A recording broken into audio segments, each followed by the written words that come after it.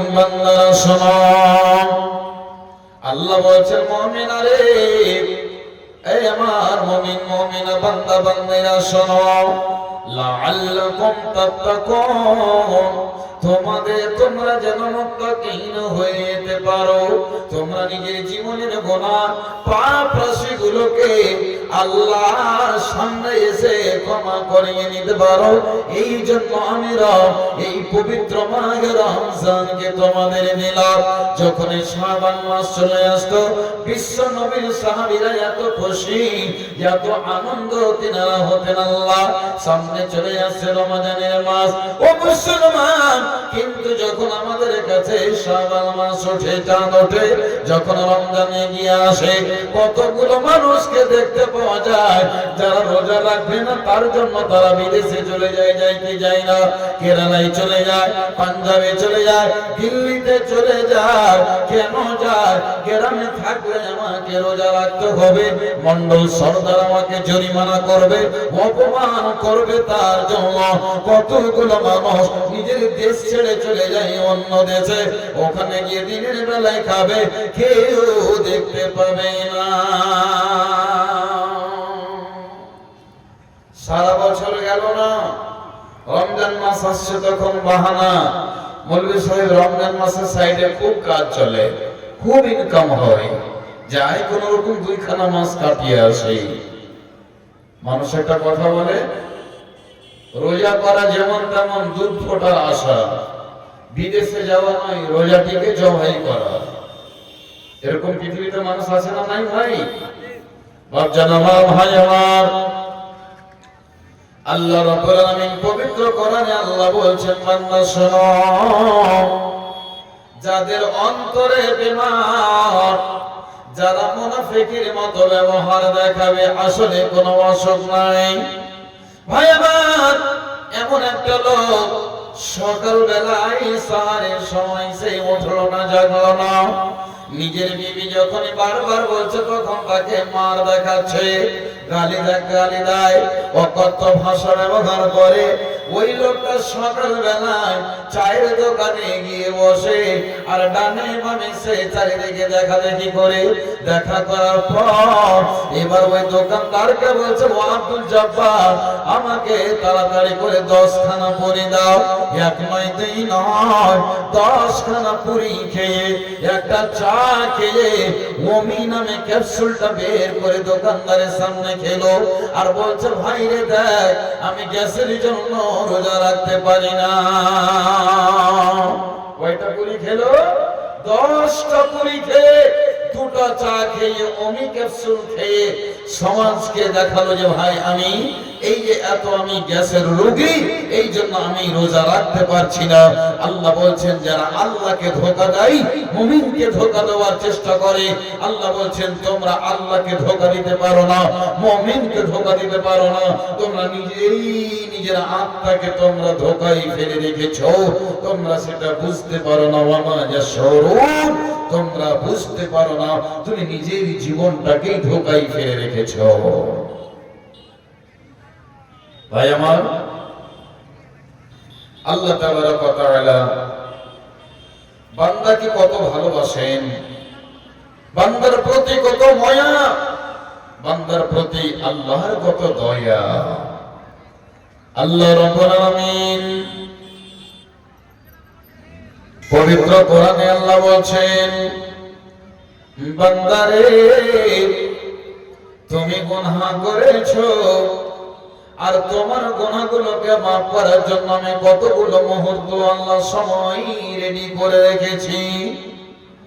যেমন পবিত্র মাহে রমজানের প্রত্যেকটা সময় খুবই দামি, তার ভিতরে যখনই আল্লাহ পাকের নবী বলেন, ইনজিনু রাব্বানা, আল্লাহ তাবারক ওয়া তাআলা রাতের শেষ সময়ে আল্লাহ নিজে তিনি দুনিয়ার আকাশে চলে আসেন। বলুন সুবহানাল্লাহ।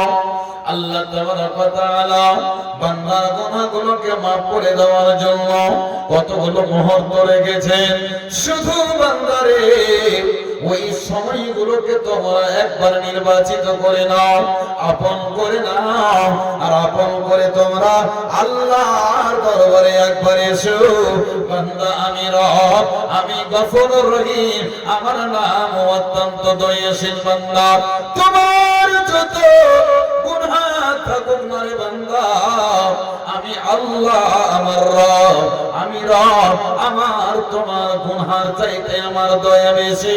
বান্দারে যারা জীবনে অনেক গুনাহ করে করে করে করে সাজিয়ে রেখেছো পাহাড়, গুনার পর্বত সাজিয়ে রেখেছো, গুনার ডালিটা নিয়ে একবার যখনই তোমরা আমার দরবারে আসবে, আমি আল্লাহ কত মায়া, আমার কত তোমাদের প্রতি দয়া। বান্দারে তোমরা আমার কাছে চাইবে, আমি আল্লাহ তোমাকে মাফ করব না, এইরকম কোনদিন হতে পারে না।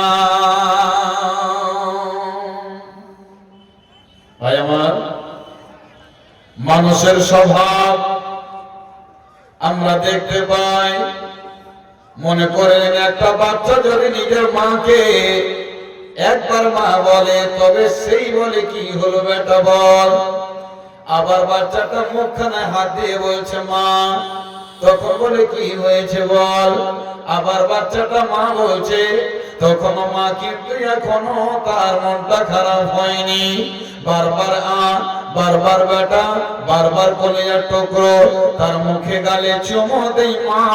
কিন্তু একটা বাচ্চা যখনই 10 বার পর পর মা বলে, তখনই মা বিরক্ত হয়ে যায় কি যায় না।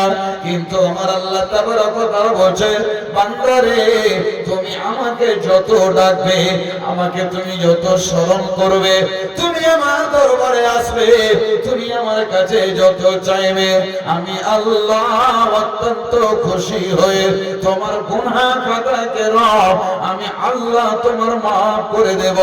একবার বলুন আলহামদুলিল্লাহ। ও গো আল্লাহ ক্ষমা করে দাও, মাফ করে দাও। তোমাকে না চিনিয়া, তোমাকে না দেখিয়া, নবীকে না চিনিয়া ঈমান এনেছি তবু, এই ওসিলায় চির সুখী জান্নাতে দাও। ক্ষমা করে দাও, মাফ করে দাও আল্লাহ। ও গো আল্লাহ ক্ষমা করে দাও, মাফ করে দাও। শুধু আল্লাহকে বলতে হবে, শুধু আল্লাহর দরবারে আমাকে আপনাকে আসতে হবে। আল্লাহ পাক তওবার দরজাটা খুলে রেখেছেন। বাপজান আমার, ভাই আমার, আপনাকে আমি কোরআন ও হাদিস ছাড়া একটা বাজে বাজে কথা বলবো না। বন্ধুরে আপনি বলবেন মাওলানা আমার গুনাহ মাফ হবে কি হবে না? যৌবনকালে অনেক গুনাহ করে রেখেছি, আমি এত পাপ করে রেখেছি মাওলানা, যে পাপগুলো আমি নিজেই কত করে রেখেছি বলতে পারবো না। আমার আল্লাহ বলছেন লা তাকনাতু মির রাহমাতিল্লাহ। বান্দারে তোমরা আমার দয়া থেকে, তোমরা আমার রহমত থেকে মায়ুস হয়ে যেও না, বঞ্চিত হয়ে যেও না। বান্দা তোমাদের যতই গুনাহ হোক না কেন, তোমার গুনাহ হলো কেমন? তোমার গুনাহ হলো একটা ছোট পুকুরের পানির সমান, তোমার গুনাহ হলো একটা ছোট নদীর পানির সমান।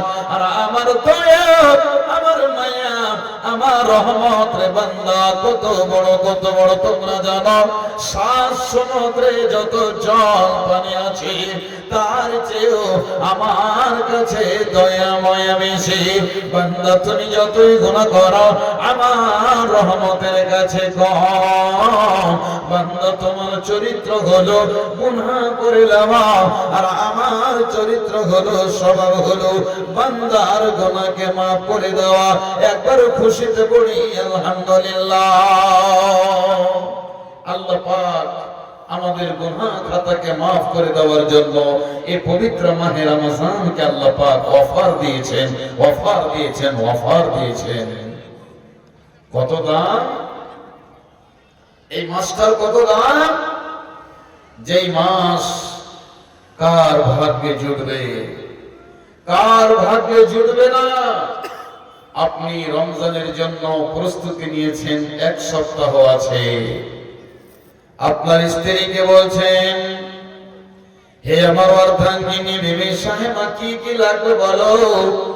তখন আপনার স্ত্রী আপনার পাশে বলছে, ও আব্দুর রহমানের আব্বা, একটা কাগজ নেন আর একটা কলম নেন, আমি বলছি আপনি এক এক করে সব লেখেন। তখন আপনার